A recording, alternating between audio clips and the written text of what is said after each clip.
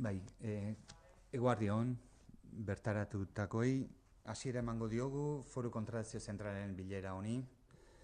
Foru Kontratazio Zentralaren bidez, komunikazio telefonikoen zerbitzua kontratatzeko esparru akordioa burutzeko espedientean bigarren gutun azalen emaitza publiko egingo dugu une honetan, eta hirugarren gutun azalen irekiera, kasu honetan gutun azal bakarraren irekiera aurrera eramango dugu.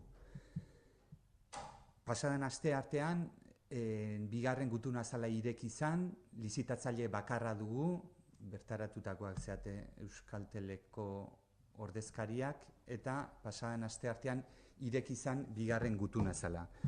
Bigarren gutun azalean, aztertzekoak ziren lau irizpide, telefonia finkoko irtenbide teknikoa, telefonia mugikorra, goraberen arreta zerbitzua, zerbitzu komertziala.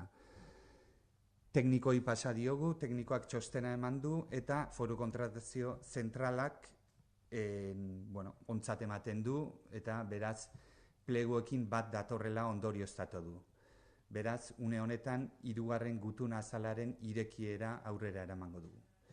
Lehenik eta behin, Kontratazio Zentraleko kideak identifikatuko gara plataforma elektronikoan, behar bezala irekiera egin aurretikan.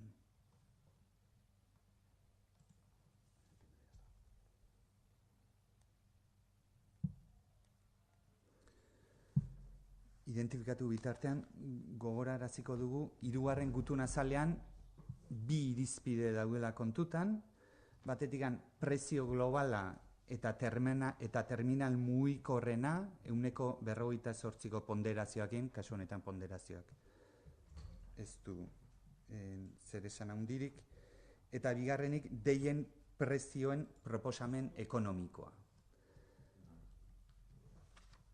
Beraz, identifikatu ondoren gutun azala irekiko dugu eta ikusiko dugu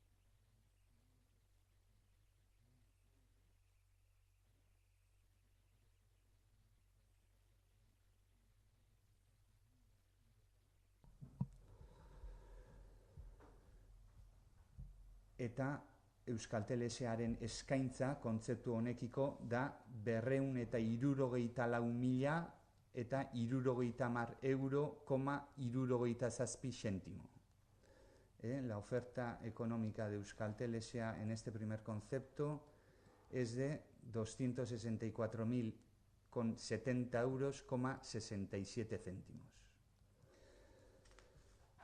Bigarren kontzeptua, deien prezioaren ingurukoa, el segundo concepto referido al precio de las llamadas, el precio máximo está fijado en 0,15 €, 15 céntimos, y la oferta económica de Euskaltel, el precio medio ponderado de las llamadas es de 0,0714 euros.